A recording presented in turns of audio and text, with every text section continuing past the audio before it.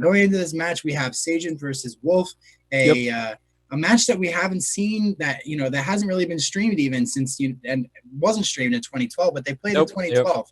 They played in the top 8 at the World Championship, and they also played in Swiss. Here we have them, both of them, coming off a loss in their first battle here in the Geico Invitational. So yeah, back then Wolfe was the one who got the victory after losing to Sejun in Swiss. He was able to defeat him in the top 8 of Worlds, and then people who have been around know the story. He was able to advance all the way in the finals, where he then lost against Ray Rizzo. But now this is another battle. This is another day. This is not Worlds, but this is the Pokemon Invitational from ONOG, presented to you by Geico Gaming, and we're seeing the leads coming out here.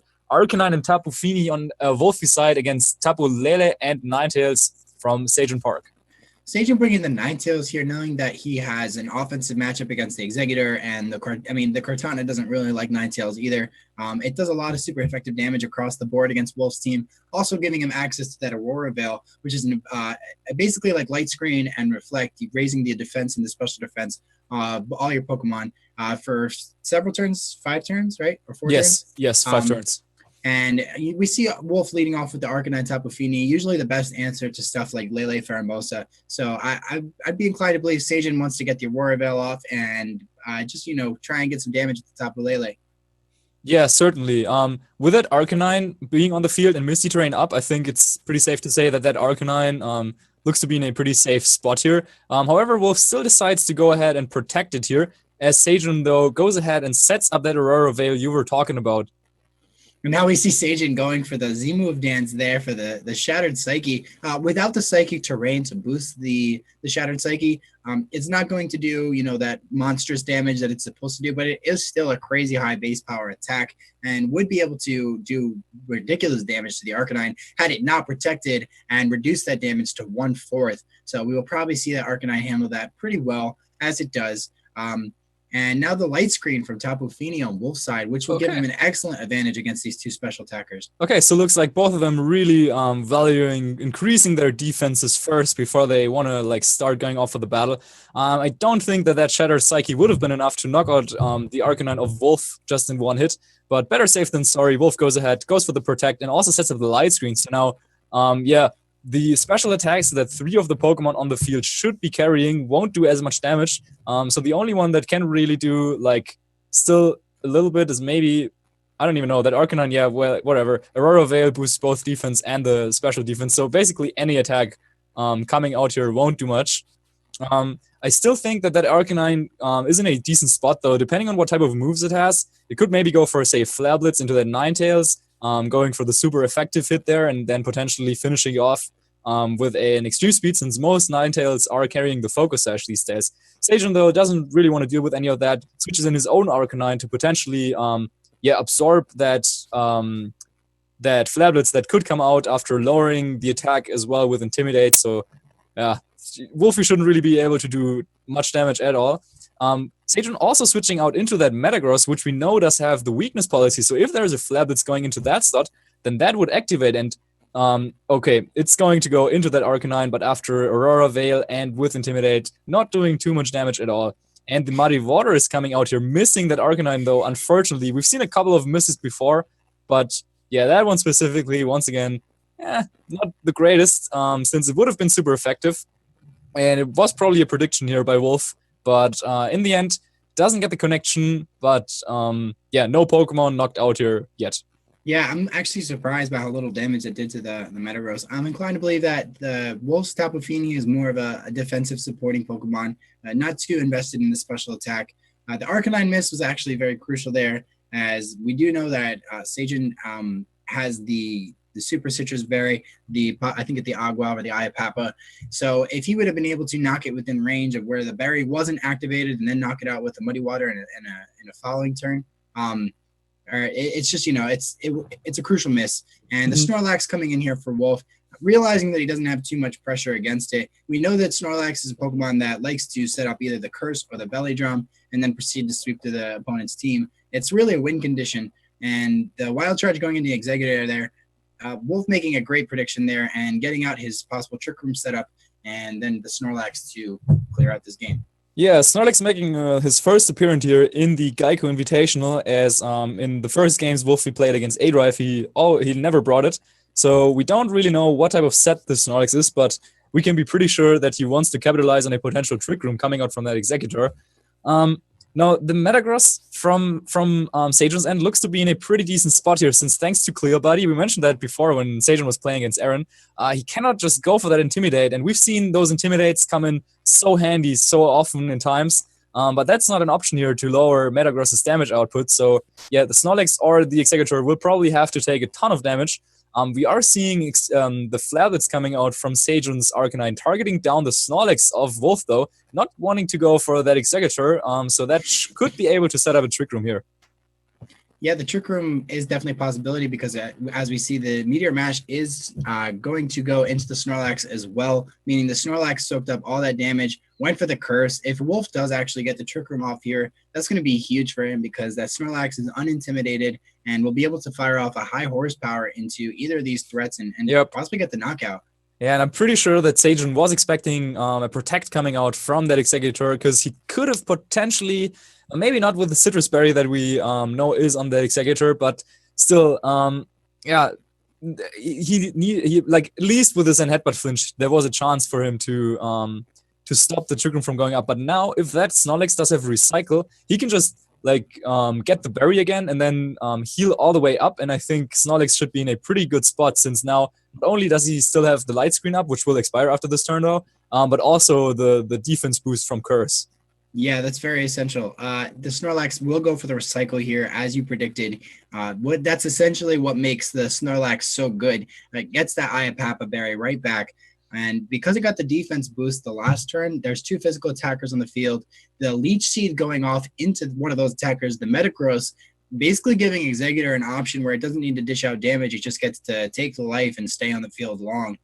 The Meteor Mash going into that Snorlax and the Flare Blitz once again targeting it down, kind of in the same situation where you double down Porygon 2 to just keep it recovering. Basically, he's going to have to go for another Recycle next turn and fearing the knockout.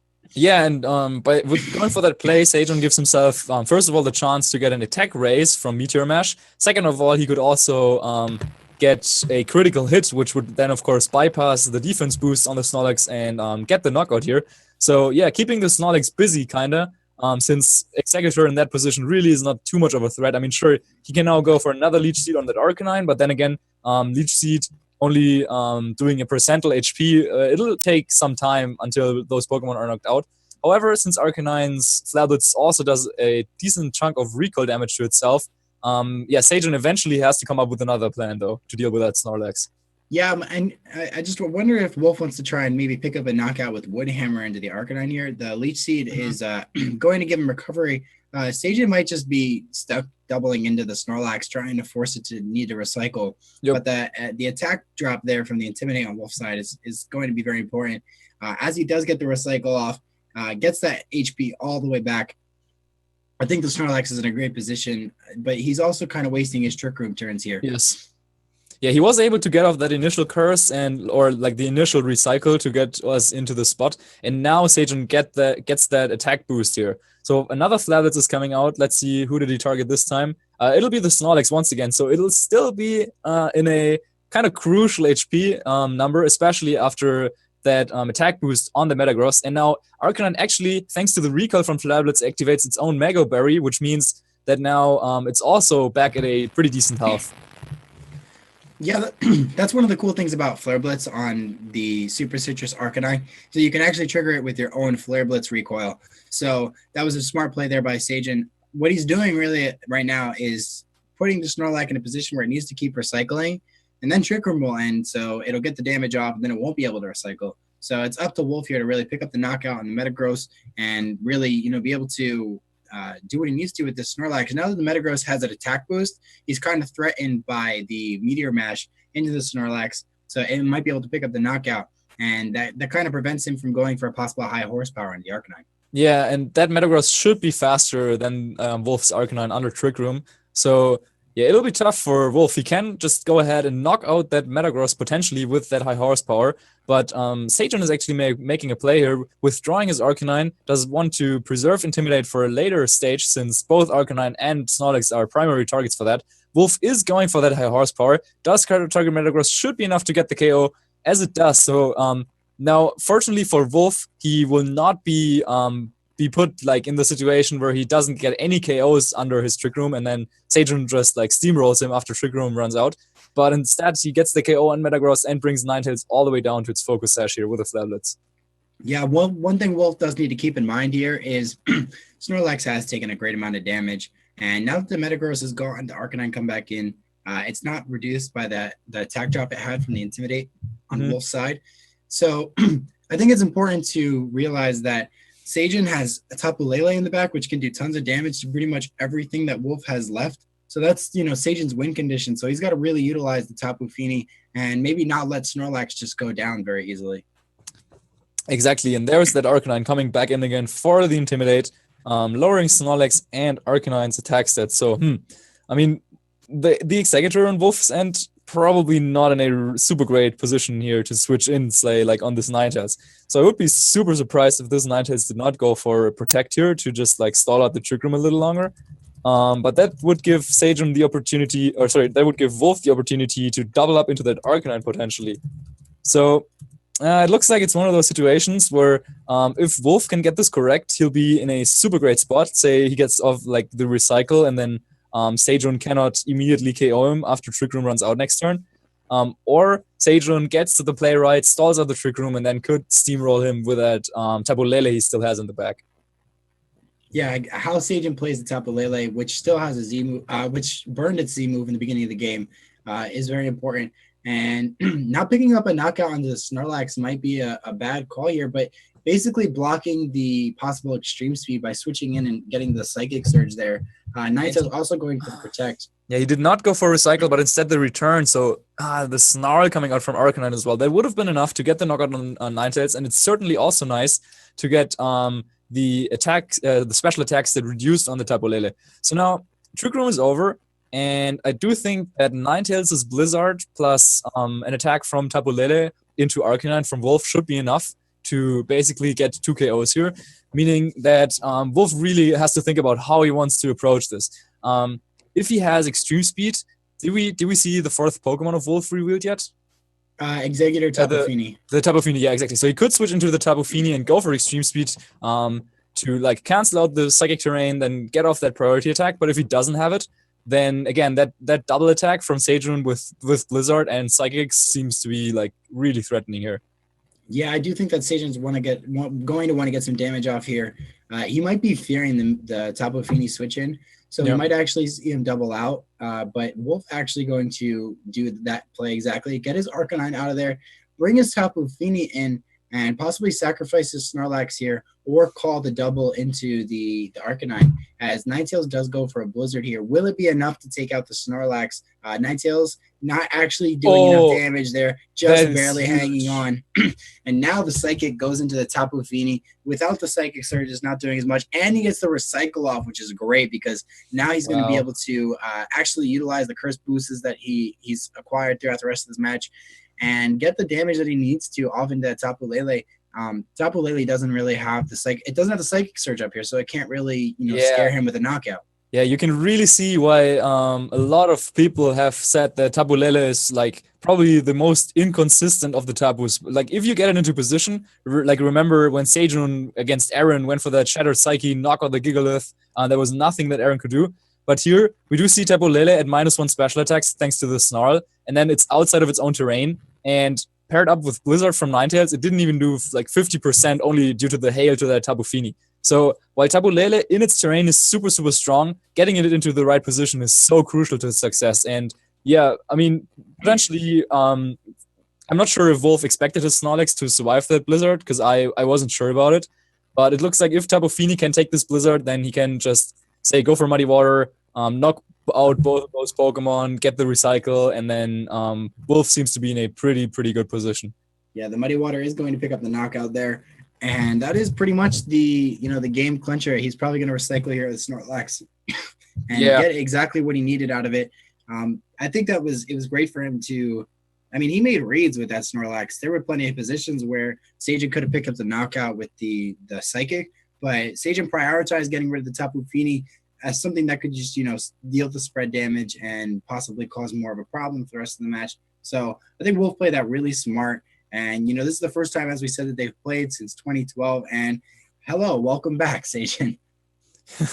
Yeah, and it looks also like Wolf's Tapu Fini had one of those 50% berries. We talked about them before, and you can really see what of kind of an impact they have on VGC 17, as with the Snorlax and the Recycle continuously getting those berries, and then also the Tapu Fini. Basically, it would have been able to take yet another one of those Psychic and Blizzard combinations. So Sejun goes ahead, forfeits here. Wolf does take the first game of this series, and Sejun Park is only one more game away from being eliminated of the OneNationOfGamers Pokémon Invitational presented to you by Geico Gaming. That's crazy. I did not think that Sejun would be going down this soon. So it's up to him to really, and now that he's in a corner, fight his way out of it. He's definitely got a great team. I think it's fantastic. I do think that he has to worry about how bulky Wolf's team actually gets, especially with that light screen that definitely played into the damage rolls in the earlier parts of the game. I do think it was interesting that Sejun had his physical attackers out during the major portion of that light screen being up. So that was definitely good positioning on his part. There's one thing I want to point out, and that's that if Sejun didn't bring the Pheromosa to that matchup, and Pheromosa is one of the most threatening things on his team. So maybe he's afraid that Wolf just knows how to play against it too well, or maybe he just didn't want to use it in the first match. I think it's definitely crucial that he utilizes it in the second one. Yeah, we did see though that Wolf maybe like taking a lesson from Aaron's book there, going with that Tapu Fini and Arcanine lead, which essentially like already puts Pheromosa in a pretty bad spot from the get-go, since with Intimidate and then also Tapu Fini being able to just Moonblast for the one-hit KO, Arcanine has Flare Blitz available to it. So yeah, Pheromosa, I don't know, maybe he has to bring it in the back and try to prepare the field a little bit for it. And I also do think that the Tapu Lele is definitely really, really important, and how he maneuvers it. That's kind of been the stories of Sejun's games so far. When he was able to get the Tapu Lele into like super good position, like get a big knockout with Shattered Psyche, then he won the game against Aaron. But now, like once again, wasting the Z move into the Protect. Maybe he needs to play a little bit more cautious with that, waiting out for the Protects on Wolf's end, and then landing that crucial attack with the right timing. Yeah, and we saw when Sejun played Aaron that he kind of struggled with the Trick Room mode. So that's definitely important for how he handles this matchup. As we saw, he led with the Ninetales, and Wolf was just inclined to not bring Executor at the start of the match. So how he handles that Executor going forward, he didn't have the Ninetales on the field at the same time as the Executor was on the field, and that's very important to stopping the Trick Room. So we'll see how he adjusts for that in this match, as he actually ends up leading Metagross and Ninetales, and Wolf does once again go with the Tapu Fini Arcanine.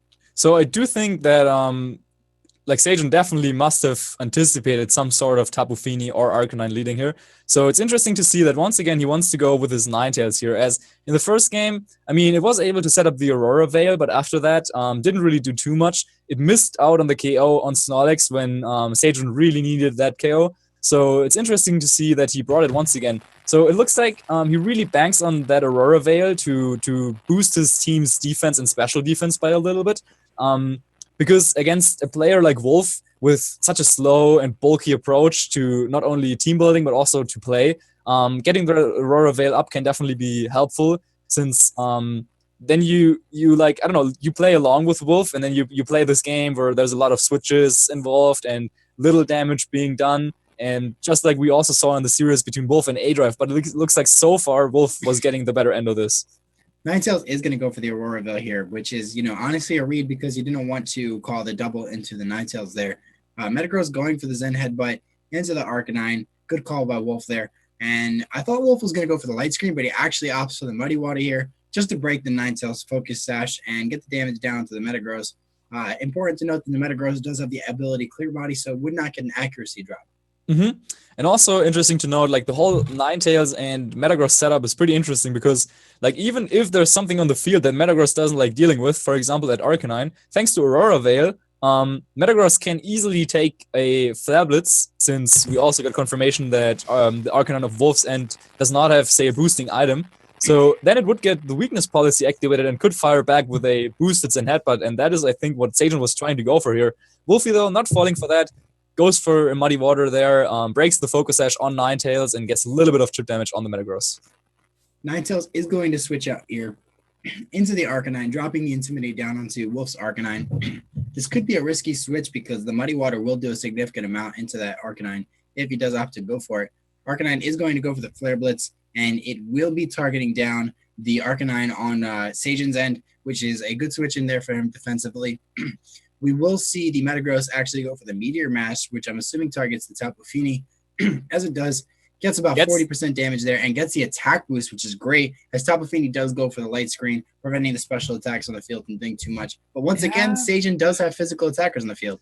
Yeah, I'm not super sure if I agree with that light screen. Of course, it'll be nice in the long run, but we saw in the previous game, Metagross and Arcanine just really like staying on the field for a decent amount of time, and yeah, like that light screen just didn't do too much for him in the first game. He decided to go with it again, probably also preparing a little bit for the Tapu Lele, since of course Wolfie and Sejun both also know how important the Tapu Lele, if he brought it, which we don't know, but we like really expect it. How important is that going to be? So setting up the light screen already, and then maybe looking to say switch out Tapu Fini so it can come back in later on to reset Misty Terrain is something that Wolf may be considered. But I think I don't know, just going for another Muddy Water there probably was the safer call. We're going to see Wolf bring out his Snorlax here. And now with that light screen up and the ability to switch in his own Arcanine to drop Intimidates, Wild Charge is going to go into that Tapu Fini, as Zen Headbutt does target down the Snorlax. Going to take a load of damage because it did get the attack boost, doing around 45%. 45? Yeah. So with Hail, that could activate Snorlax's Berry, and I think Wolf probably would prefer that, since eventually barely missing out on that. So now maybe another Zen Headbutt could be enough, or Meteor Mash could be enough to knock out that Snorlax here, which would definitely be unfortunate. Tapu Fini is a little bit threatened here by Sejun's Arcanine's Wild Charge, which we just saw going into the Protect. So maybe Wolf wants to switch that out into his own Arcanine, or into his last Pokemon that we haven't seen yet. But I think this time Sejun's like offensive position and offensive pressure looks a lot more threatening than it did in the first game. The Snorlax is going to be switched out there, just would have preserved the Berry, and also just drop down the Intimidate.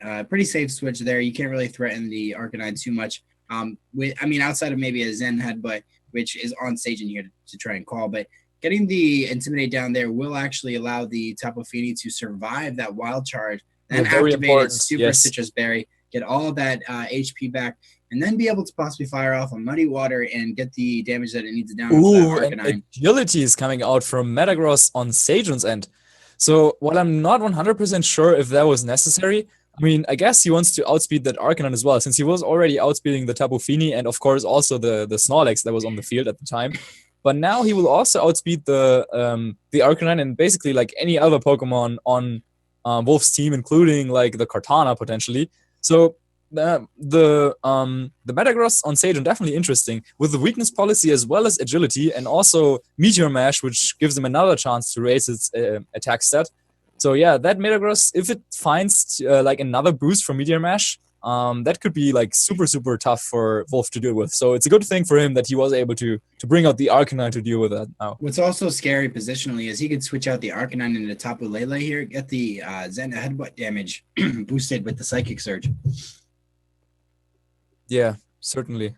And I do think it's important that Wolf is aware of that play. Forgetting that positioning could be very crucial to how the match finishes. Arcanine's a very important Pokemon for Wolf right now, and if he were to just, let the Lele get that Psychic Surge up and accidentally loses Arcanine to the Zen Headbutt there, that'd be really damaging to his momentum. I think Wolf needs to play really precise, because if he leaves Tapu Fini in here, then he won't be able to reset the Psychic Terrain for the next turn, and then Sejun should be able to get both the boosted Zen Headbutt as well as the Shadow Psyche off. So yeah, if Arcanine comes back here, okay, actually it looks like Sejun wants to maybe have his own Arcanine be KO'd here by Muddy Water, but I'm not sure if that is happening, to be honest. Well, he wants to get the Wild Charge damage off into the Tapu Fini. It is intimidated, so it's going to do around 40% there. Get the recoil. Muddy Water, actually, I don't think will knock out this Arcanine. That's what I was saying, but I think maybe at this point Sejun would have preferred it if that knocked him out. But then again, he still has that Metagross there, but he needs to one-hit KO Arcanine basically, since now Aurora Veil is off, so now Flablets should definitely be enough to get the knockout on Metagross. And yeah, that Metagross is just so like boosted and so valuable, and I wouldn't want to give it up just as easily. Yeah, I think it's on Wolfe now. Does he want to now basically Sejun put himself in the position to make a read where he can actually just, go for the wild charge again into the Tapu Fini and possibly get a Zen Headbutt off. I don't know that would pick up the KO on the Arcanine. But I'm pretty sure Wolfe is going to fear the Tapu Lele, switch it and play accordingly. So I do think the ball is in Sejun's court right now. Yeah, however, then again, the question is always like, do you want to predict something that your opponent might not be able to do, since we didn't see the Tapu Lele being revealed yet? There it comes. So now the question is, did Wolfe A protect his Arcanine and switch back Fini, or did he run into that play? Okay, actually he switches back his Arcanine and goes into Snorlax. Now with the Psychic Surge, if he does go for a Zen Headbutt here, that's definitely going to pick up the knockout into the Snorlax. And what's actually really unfortunate is that the Arcanine isn't going to be able to drop Intimidates down into that Metagross. So we will see the Zen Headbutt connect with that Psychic Surge boosted Zen Headbutt. It will pick up the knockout into that Snorlax. And now that Tapu Lele is on the field and the light screen is gone, there's just some potential to do a lot of damage, even though the Psychic Surge is going away here with the Misty Terrain. Yeah, Wolfe is forced to basically switch into Fini here to reset the terrain, but you can see from its health, the Tapu Fini at the moment is not something you really want to have out on the battlefield. The Executor, though, should still be able to set up a Trick Room here if it wasn't for that Tapu Lele's taunt that we saw in Sejun's first set against Aaron. So Sejun does have his ways now. He could just taunt the Executor, get the knockout on the Tapu Fini slot, and then with the Metagross probably not going down to any of Executor's attack, he should be able to then proceed to also take on that Arcanine. So we're seeing the KO here, and there is the taunt. Yeah, Wolfe is shaking his head a little bit, probably went for the Trick Room, tried to do it. Yep, there it goes. So now he's down to his last two Pokemon, and while Executor is still looking as cool as ever, with its type coverage, can't really do too much to a Metagross. Yeah, Sejun might want to also opt to get his Tapu Lele out of there. Switch into the Arcanine, maybe drop an Intimidate down. We do know that the Executor is carrying Wood Hammer, so that would be effective against both Pokemon. And reapplying the Psychic Terrain onto the field would be very healthy for the Metagross to pick up the knockouts that it needs to. One thing I wanted to address just 2 turns ago, when the Metagross protected on the turn that Wolfe protected, that was actually really smart because he was baiting out the protect there to. Yes. I think that was just a really great play on Sejun's end. Just wanted to refresh on that. And we do see the switch out into the Arcanine here, dropping the Intimidate down. As Metagross will pick up the Zen Headbutt KO, or will it miss? It will miss. And the Super Citrus Berry will do around 50% HP, right back up to what's about 60% HP. Though. Getting the flinch though, but at this point, Tapu Lele from Sejun in the back can then later on come in, set up the Psychic Surge again, and then get the knockouts on Arcanine, or just go for the Shattered Psyche into Executor just to try out and see how much that damage that does. So once again, this is an elimination match. The loser of this set will be out, and while Wolfe won the first game, it looks like Sejun is not going down without a fight. His Arcanine is pretty low here, but if he calls this protect correctly and just doubles into the Executor, he should have this game for grabs. He spreads out his damage, which is a wise decision in a situation like this, where you just try to come up with ways. Okay, how could I lose? And doubling up into a protect is definitely a first step there. So he goes for the Flablets into Executor, will knock himself out thanks to the recoil, and Executor gets a little bit of its HP back thanks to the Citrus Berry. Wood Hammer coming out on Metagross, and Executor not going below 50% of its health.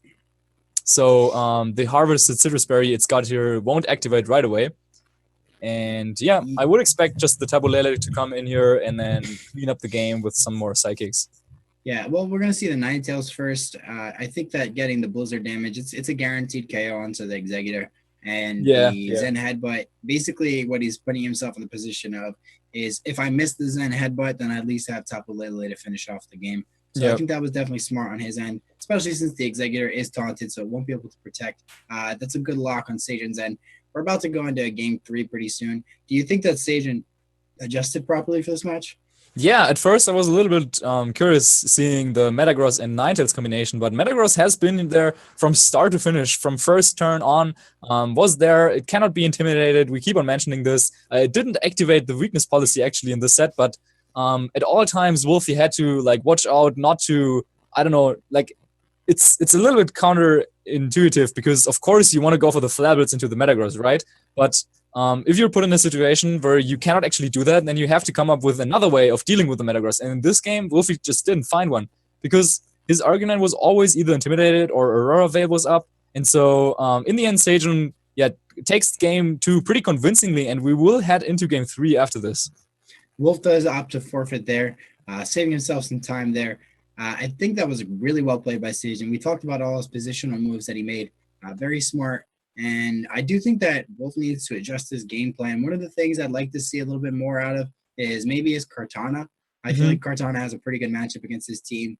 And I mean, Wolf has probably been trying to opt for his Executor because the Executor offers a Trick Room mode, but yes. The Snorlax is just taking too much damage. And we had this talk the other day when we were discussing Snorlax. Snorlax, if it gets doubled into, isn't able to really do what it needs to do. So Sejun, obviously knowing how to play against the Pokemon, did exactly that and has put on so much pressure against it that even though Wolf has tried to set it up twice, like it just hasn't worked. Yeah, so Snorlax is just one of those Pokemon where you really want it to have 5 move slots, because if you would have, say, the Protect, then you could, of course, punish those double targets. But since you can only use 4 moves, and you want to have that Recycle and Curse combination, you cannot really just like go with only Return, seeing as, for example, just in Sejun's team, like already the Metagross makes it so important to also have that coverage with high horsepower. So, yeah, the question is, does Wolfie just, like, change his game plan a little bit, going away from the Trick Room attempt that he like tried to set up here? We did see Taunt on the Tapu Lele coming out this game, and the Metagross just proves to be such a threatening force against both Snorlax as well as that Executor. And I wouldn't be super surprised if Wolf opted to switch everything up here. I mean, you mentioned the Kartana as a potential option. I'm not sure if Mudsdale would be a better sweeper here, but it can certainly take on that Metagross as well as the Arcanine. So maybe some sort of Mudsdale setup could work better than the one he was going for there with the Snorlax. But yeah, with Tapu Lele and Ninetales being on Sejun's team, yeah, with Mudsdale even more so than with Snorlax, he would really be relying on getting up the Trick Room. Yeah, I do actually really like the idea in the Mudsdale. He might just be worried about how much damage it takes before a Trick Room goes up, but we're going to see a Tapu Fini and Snorlax lead here, which could be pretty damaging to Sejun, as if he didn't bring Pheromosa, which he doesn't, he might not have a way to really get the damage he needs off into that Snorlax before it starts cursing. Yeah, so once again, we're seeing Metagross and Ninetales, and I think based on experience, Wolfie probably would expect that Arcanine and Tapu Lele in the back, not only because Sejun brought those Pokemon to the previous game, but also because Pheromosa usually is something you want to lead off with, just because of how threatening it can be in early game, whereas in late game, say if your opponent sets up Trick Room, then Pheromosa just doesn't do anything anymore. So yeah, Wolf can probably play a little bit more with that knowledge, whereas Sejun has to be, Sejun doesn't know anything about Wolfie's Pokemon in the back. I think Arcanine is probably something you want to bring to this matchup, but then again, in the previous game, Arcanine really wasn't able to just deal with that Metagross, and Wolfie didn't decide to lead it here. We do see the first switch though being into Tapu Lele. Yeah, no, definitely smart positioning there. Tapu Lele going to come out here and offer that Metagross, that Psychic Surge. The Zen Headbutt damage will be enormous. The Zen Headbutt going off most presumably into the Tapu Fini. Getting a massive amount of damage, not activating the berry, which is very crucial to how you play the matchup. Muddy Water going off into the Tapu Lele, getting the accuracy drop. Now, we will see the Snorlax go for the curse, but it's up to Wolf as to whether he wants to eat a Shattered Psyche or not. And we do know that Z moves actually ignore accuracy, so even if the Tapu Lele did get the accuracy drop, it is able to go for a Shattered Psyche here. And we know that Snorlax has great special defense, but I don't know. Shattered Psyche is probably one of the hardest hitting special moves we've seen in a while. No, that could be an opportunity to find out how well Wolfie, how much time he spent on the damage calculator, because you can actually EV to survive that attack from Tapu Lele. But if his Snorlax, which we know does not have Protect, if it just goes down to the C move, then he would just lose a Snorlax that he just invested a turn in by going for the Curse, and that would definitely be really bad for him.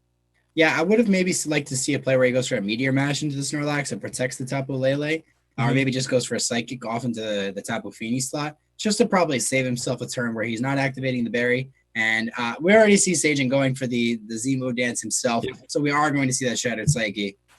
And Wolf is already hiding a little bit. Where does the Z move target? We would expect it to go into that Snorlax, and there is the Shattered Psyche coming out. Where is it gonna go? If it is the Snorlax, and if it does get a knockout, then that would set up Sejun in a perfect situation, since he also gets another attack with the Metagross. Shattered Psyche comes out.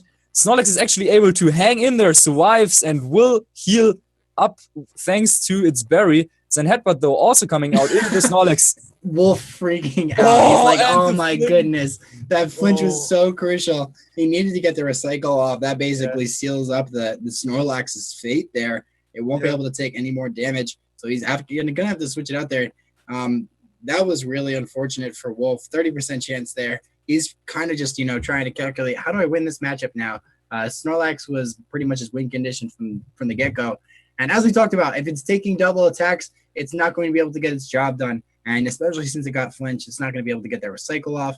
And the Arcanine coming in here, it does offer pressure into the Metagross, but I mean, man, there's so much damage coming out from Sejun's side. This is really uphill for Wolf. Yeah, that's the one problem with Snorlax. Like, Snorlax on its own would be so good with the Recycle and Curse, continuously going for more boost and heal back at the HP. But the problem is, if you do not use it in Trick Room, then it's so exploitable, because your opponent will know that you do not run Protect. So they can just, like, pretty easily double target into it, and that is what we're seeing here. So now, Wolf, while the Snorlax was able to hang in there, now probably not able to do anything with the Snorlax anymore, since another Psychic should probably just finish it off. Sejun's calling back the Metagross and goes for the Psychic, which avoids the Snorlax. Oh, what are we seeing here? That's great. That was because of the Muddy Water miss. Yeah, thanks to that accuracy drop from earlier on. Snorlax gets off this recycle, and Sejun is the one who's not really happy with the side effects in this game. I think in the end, it kind of like goes to the position that we probably could have had if that Zen Headbutt didn't flinch. So now Snorlax is back at decent health, and the Arcanine that came in from Sejun probably not able to do too much damage, but now Wolf really needs to know his damage calcs. Can he just, like, say, switch the Arcanine into Fini and then take the double target with the Snorlax?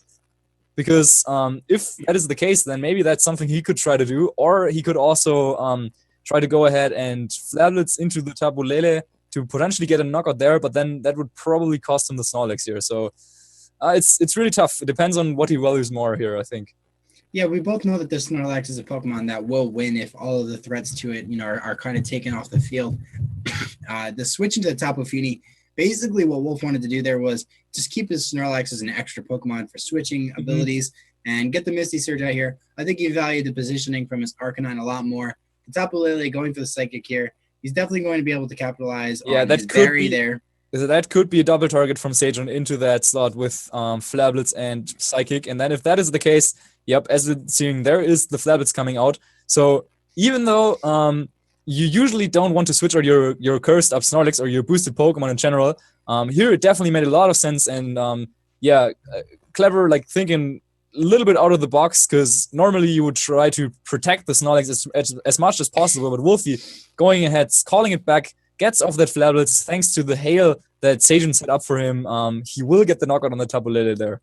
Yeah, that was really crucial too, because the Tapu Lele was one of the Pokemon that Wolf was really the most afraid of. So getting it off the field and, clearing it out for the remainder of the battle really offers him a lot more flexibility in how he can position his Pokemon.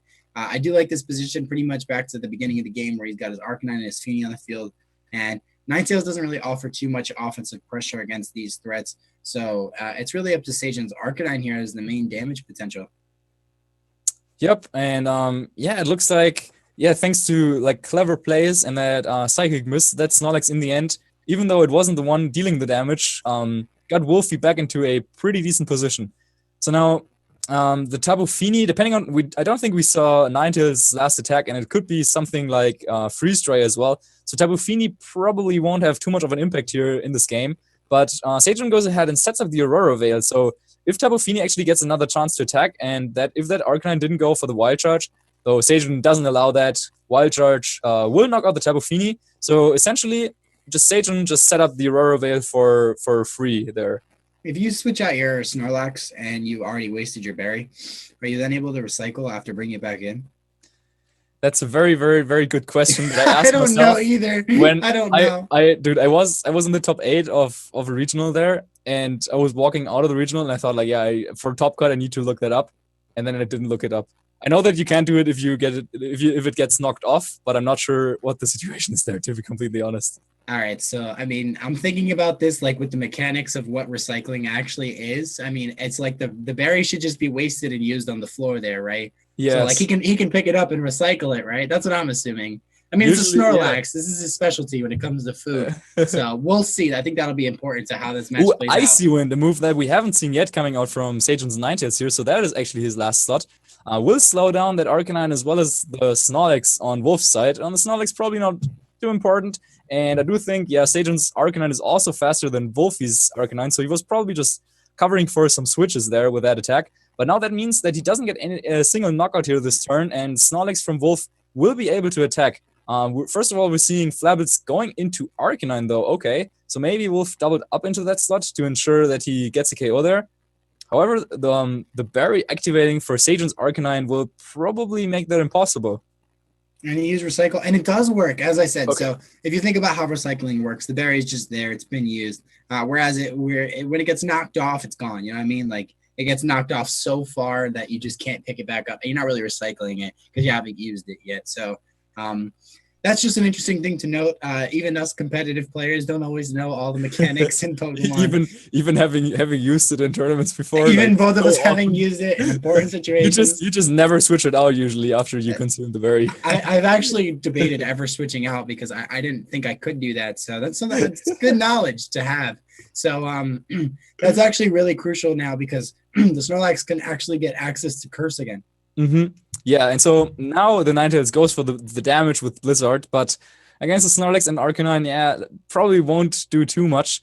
He keeps on going with the storyline here of double targeting the Snorlax, keeping it low in HP, but if Wolf decides to go for yet another recycle, that would mean that, yeah, he just gets all his HP back and into a position where he, like, still won't lose anything while slowly taking down Sejun's Mons one by one. Yeah, and also utilizing the Flare Blitz there again to get to 50% berry. We do see the Snorlax actually just go for a return here, get the knockout to the Ninetales. Sejun's Arcanine is already weakened to the point where he can go for an extreme speed and possibly knock it out. I don't know that. I think we saw that from Wolf, but I don't think. I'm not super sure. I don't think so, to be honest. I'm not sure either.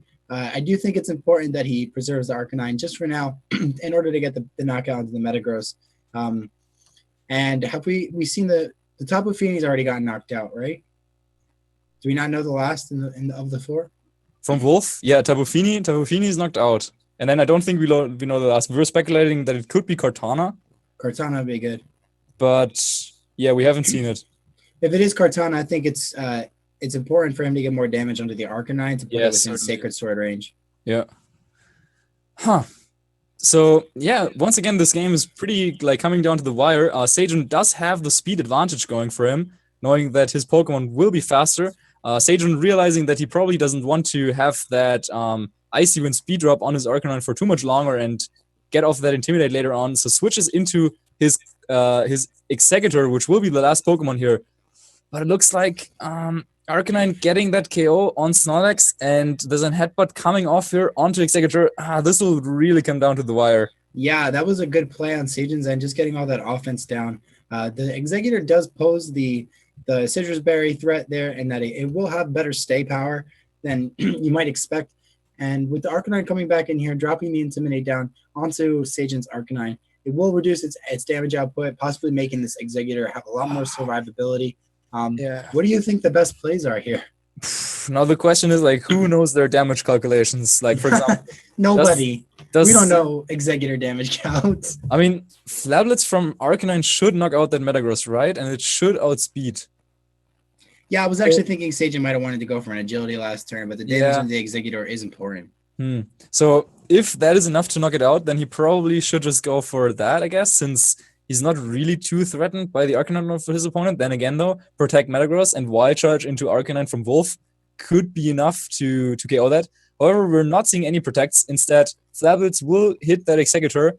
However, that will activate the Citrus Berry as well, so not really too much permanent damage on that Executor. And I do think that Wolfe's Arcanine, if he goes for the Flablets, which he does, and if that KOs Metagross, then he should have this sealed up. Yeah, it's not going to be a damage roll. How but that survives. It survives. Oh my goodness, that's huge. Now if it gets the Zen Headbutt off here, oh man, Wolfe is scared. The Meteor Mash, he doubled into the Eggy. Oh wow, can Eggy do it for Wolfe? Nope. Okay, Eggy cannot do it for Wolfe. Wow. So Sejun really like going all out there with the double target. Maybe it would have been like more beneficial to stall out the last turn of Aurora Veil, which was definitely the key factor here in that Metagross surviving the Flablets, then getting the weakness policy activated. So it's on the probably second to last or at the very end of this battle where we finally see that combination of Aurora Veil and the weakness policy in Metagross coming through. Wolfe definitely not happy with how this worked out.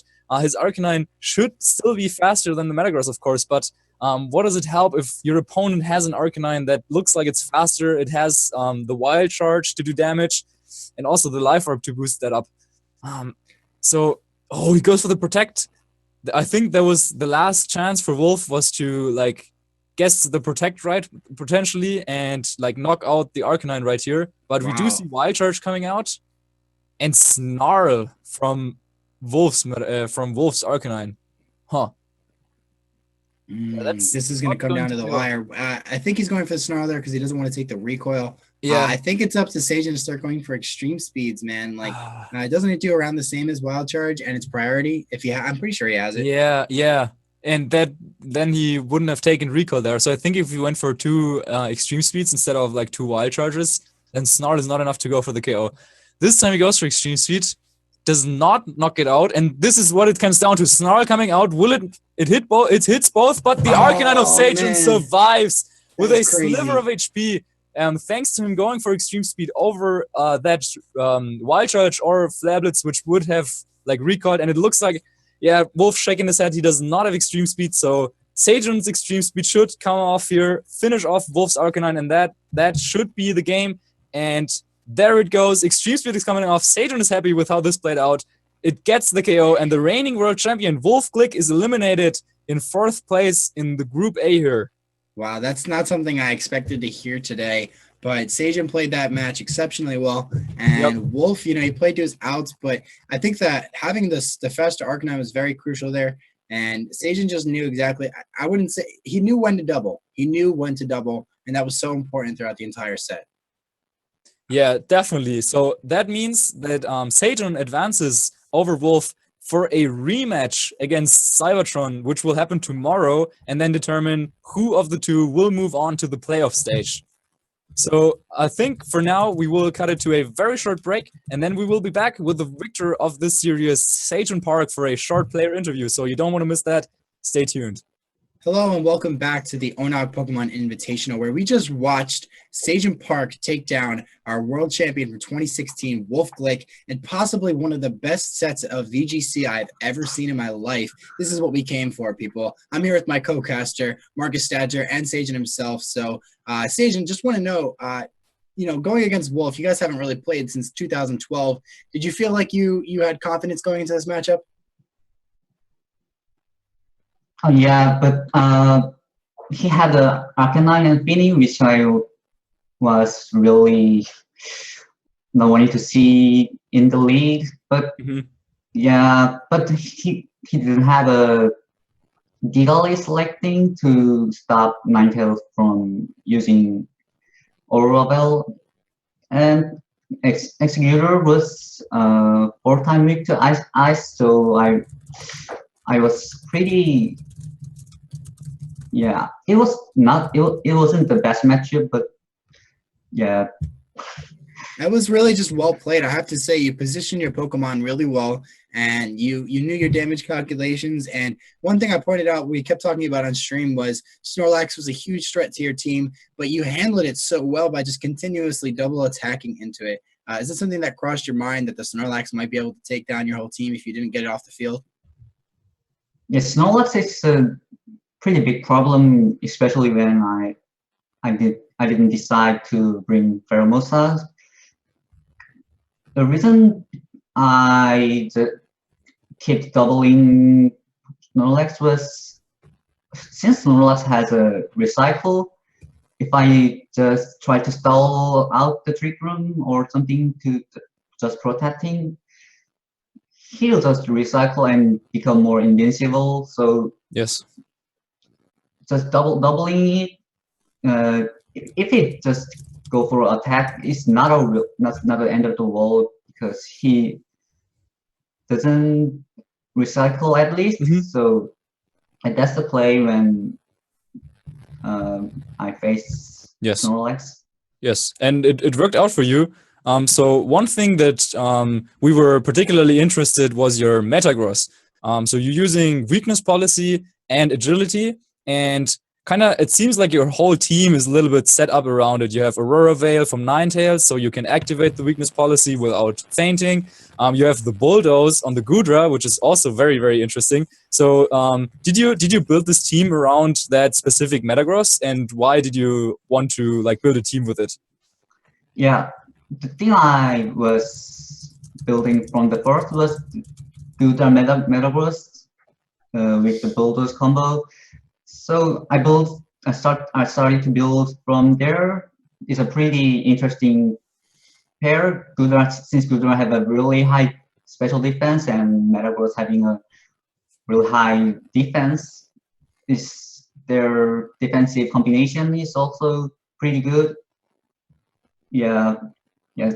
And there's Aura Veil to support more weakness policy, more activating easily, and the Bulldoze.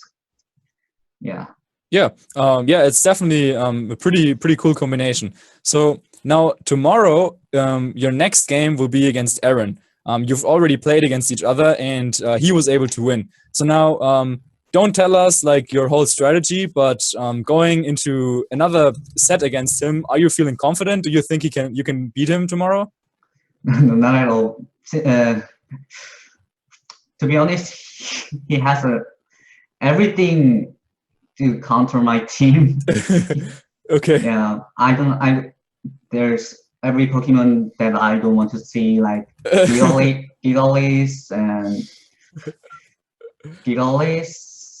Mach, especially Mach, and Tapu Fini Arcanine. It's so hard to play around them since I have a limited way to do damage to them. Yeah. Okay. It's a real bad matchup in my opinion. Yeah. But you already managed to take one game, so I'm wishing you best of luck for your games against him tomorrow. And yeah, that actually will also wrap it up for my commentary business, as I will now play in Group B of the Geico Invitational. And we will kick it to a very short break in which you can go and check out Geico Gaming, tweet at them using the hashtag Geico Gaming, just telling them about what you think about this tournament, whether you like it or not, or whether you like Pachirisu and Sejun. Great dance moves. And yeah, we will be kicking it to a 5-minute break, I believe, and then we will be back with Alex Ogloza against the 2015 world champion Viera from Japan. So you don't want to miss that. Stay tuned, and we'll be right back.